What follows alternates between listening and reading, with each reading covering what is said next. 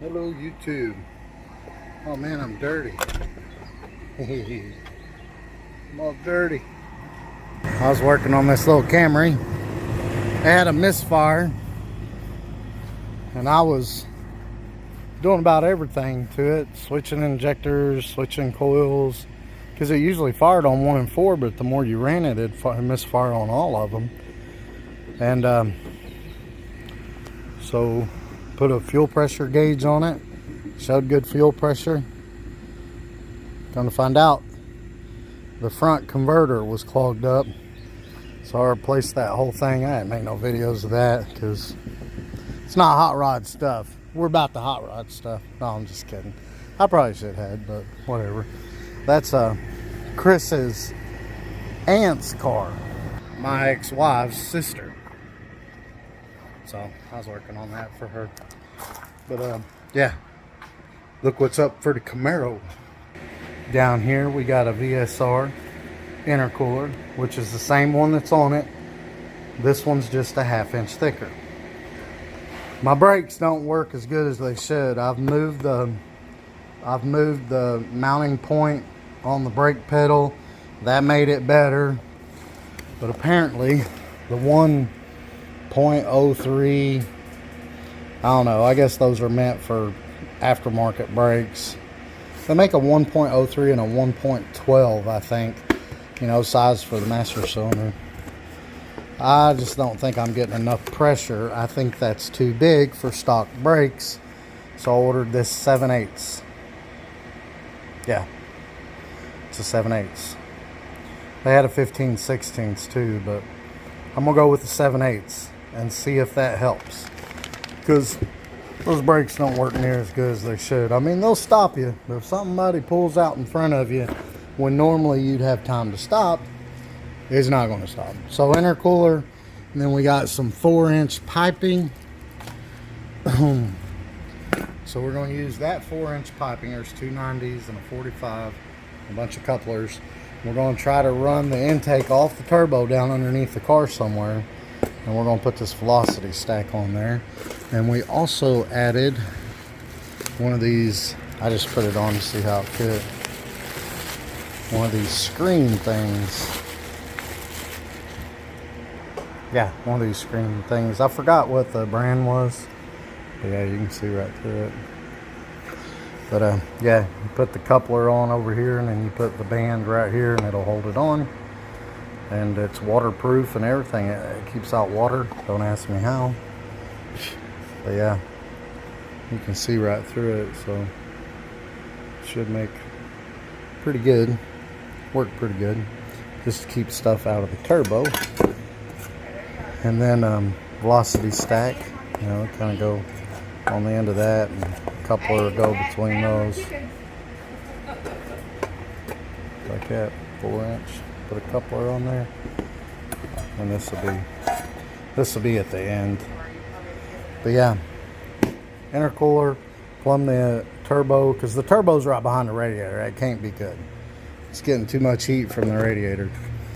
Get that air from the radiator and the engine bay, so get that underneath the car where it can suck up good air. I mean, all we got to do is point it straight down. We got this on there, so you know, one piece of gravel or something wouldn't easily be able to pop up and hit this. So really all we got to do is point it straight down. But I'm going to try to route it where it comes out the side of the car. Maybe I might even put this in the front bumper and route it there, even if I do have to buy more piping, which that piping's expensive. Just one of these like that's 20 bucks, 20, 30 bucks. Crazy.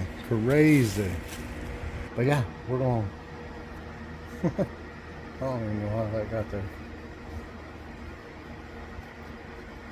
We're going to pull the Camaro in. We're going to start on that. We're going to have to take the front bumper cover off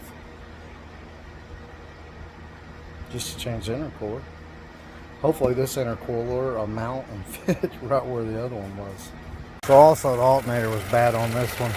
It worked when the car was cold, but once it got up to temp, it just quit working. You start the car cold, unhook the battery, it'd run. When it got hot, it'd quit. Yeah, put another alternator on it. Hopefully that's all good. Now we're gonna put brakes and this popping and bigger intercooler on the Mero. But how I figured out, actually Willis is the one that said it, but how I figured out this Cadillac converter was bad. Willis, that was the first thing Willis said, was probably the converters. But yeah, I stuck a bore scope down in that hole and I looked down in there and it looked all clogged up. I doubt you can see it without the bore scope, even with the light on. Yeah, it's like you're supposed to see a honeycomb down inside there. Well, it was like this black stuff over top of the honeycomb. E85, it burns so clean it don't leave that black stuff. Just saying. Alright, so I reckon the first thing we'll tackle on this thing is these brakes.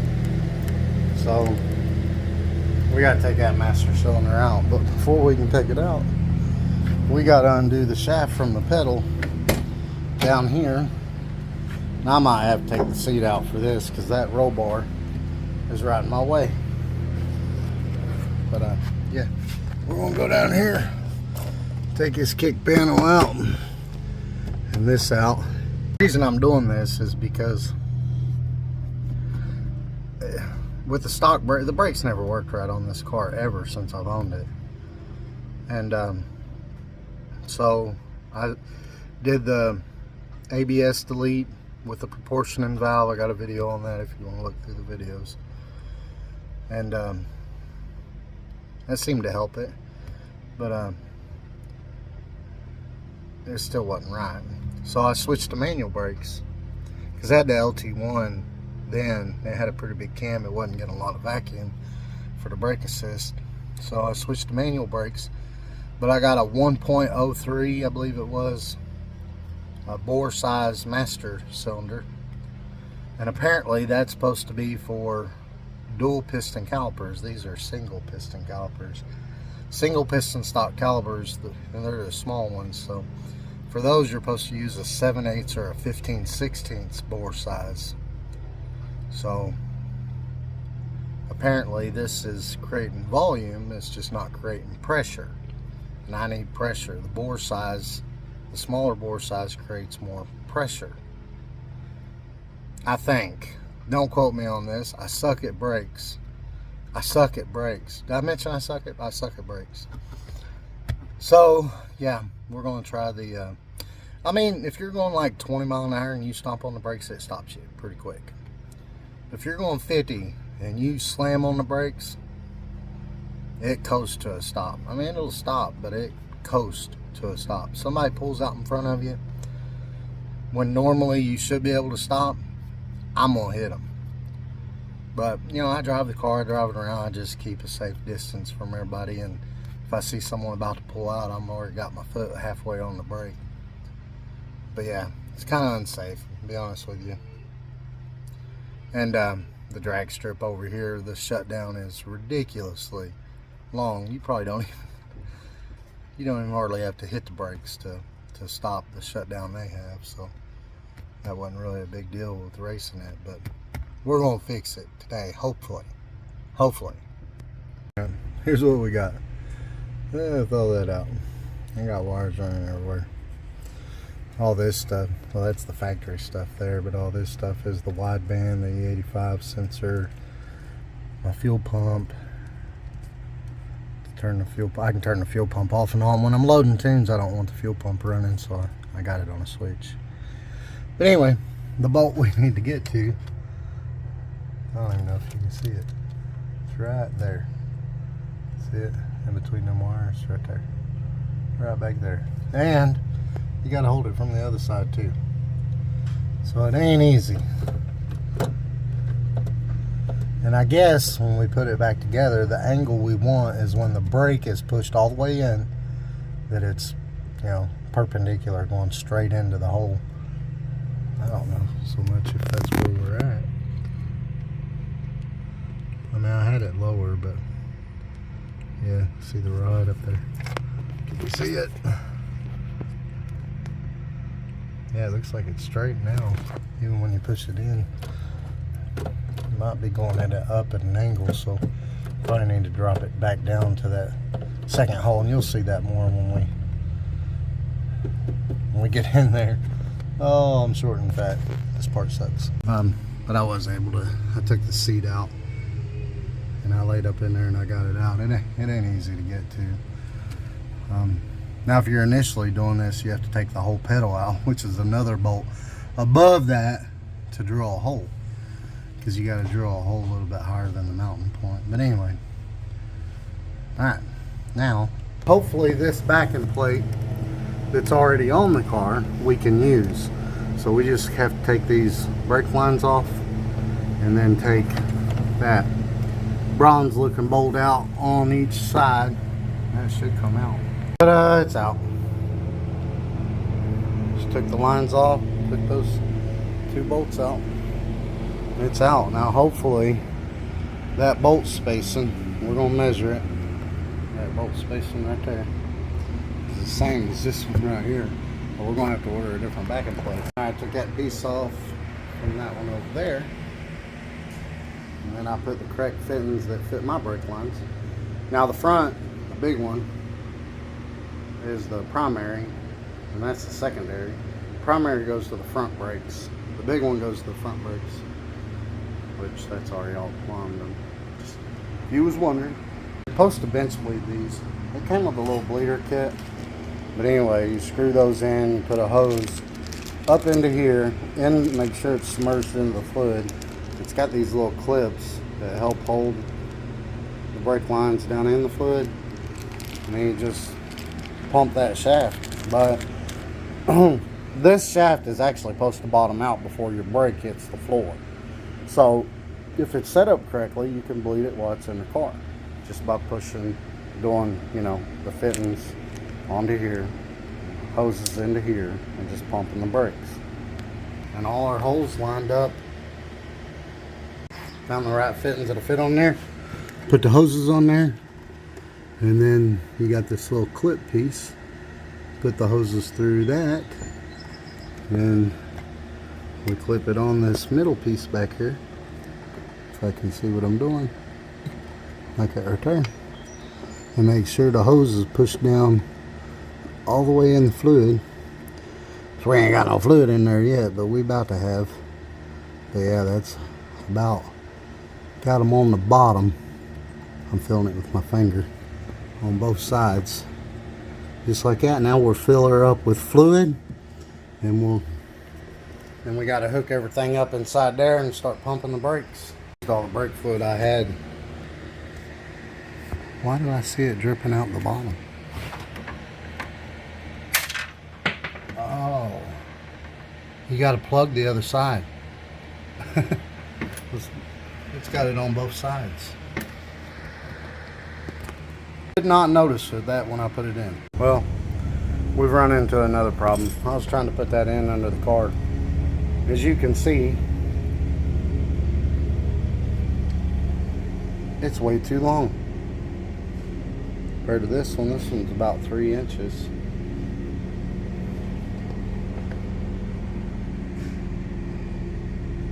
It's about 1 inch too long. I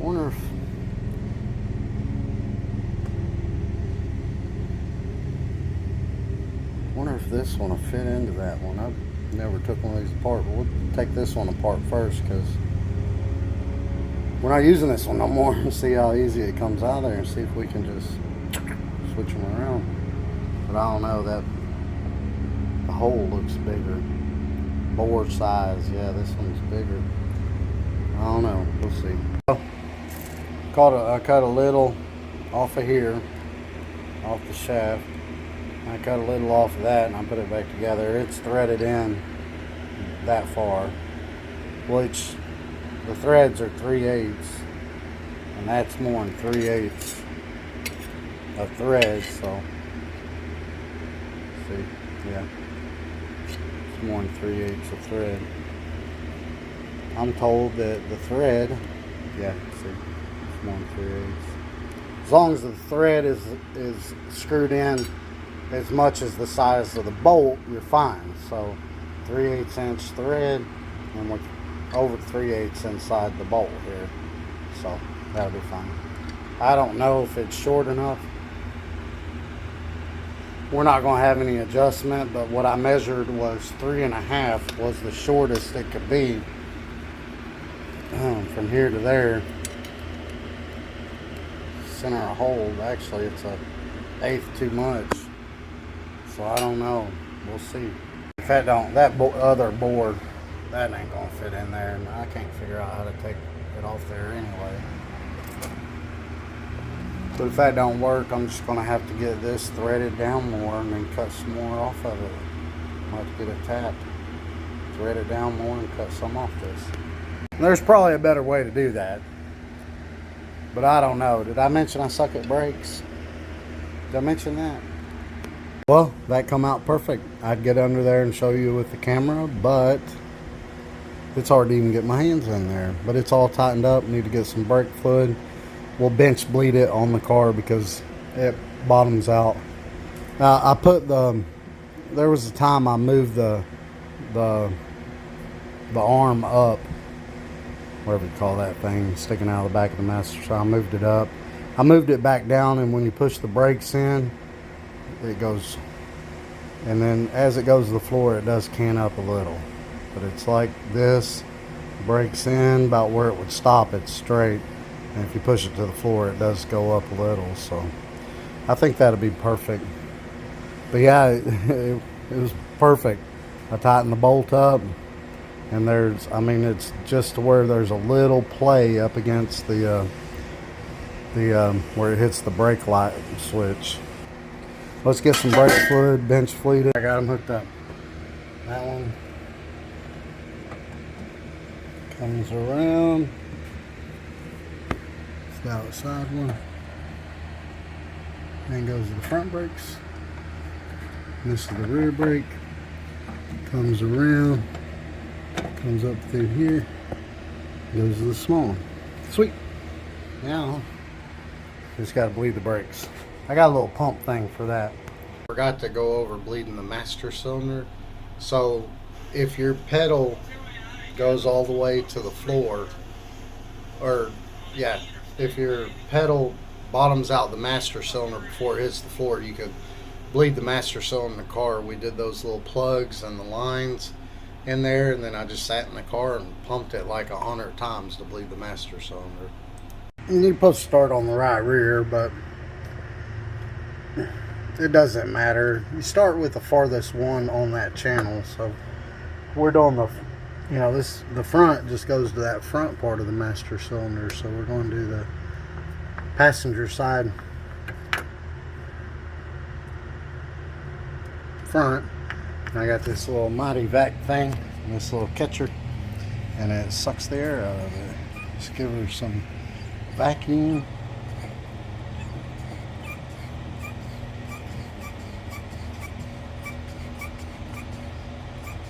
And it starts sucking it out.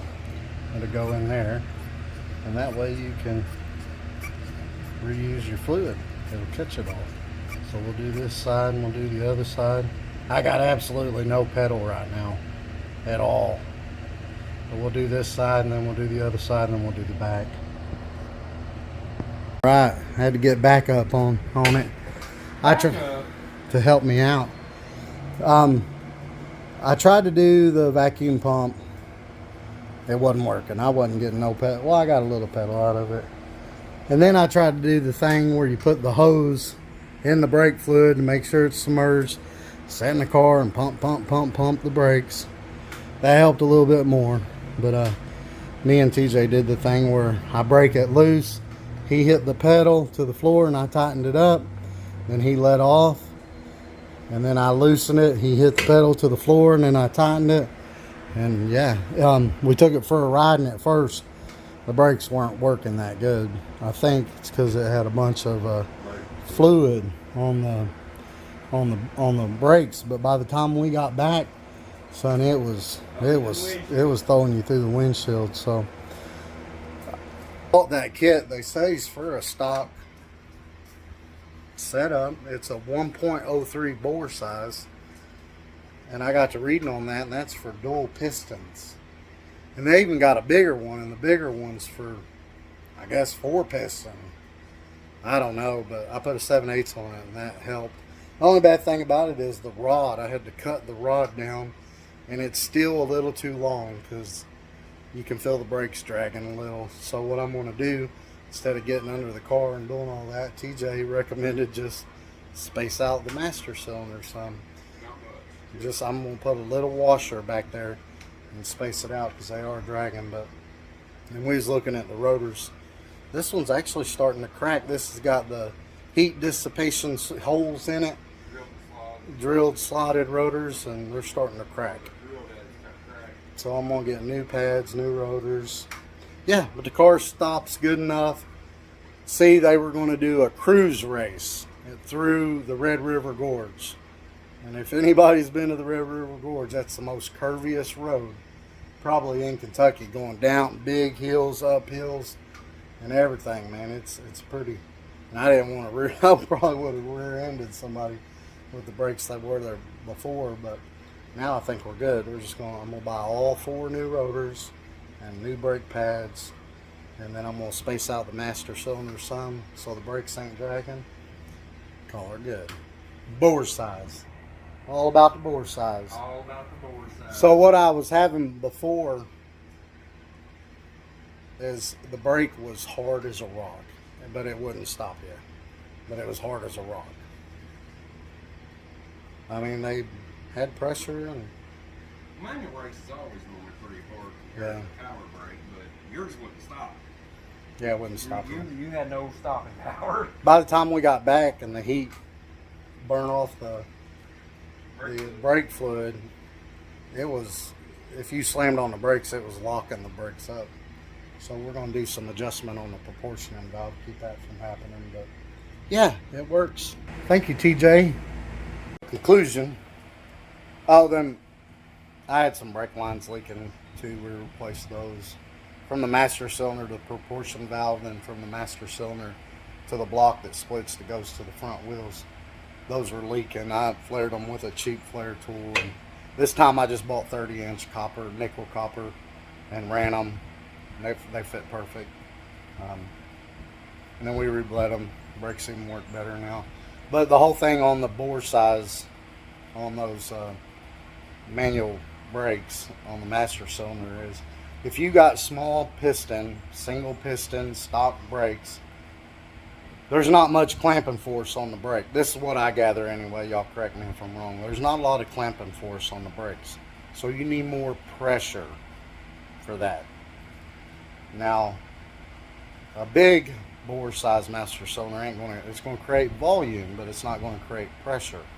A small bore size master cylinder, like a 7/8 or a 15/16, is going to create pressure. So if you have stock, single piston, small piston, calipers, you need the smaller bore size master cylinder. Now if you've got big 4-piston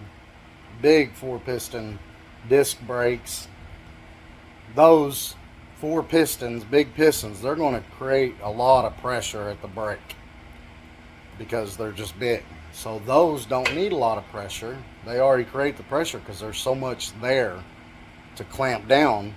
It already creates the pressure at the brake because they're just so big. You don't need as much pressure, but you need volume to move those big things. And that's when you use a bigger master cylinder, like a 1.03 or a 1.2 or whatever they go up to.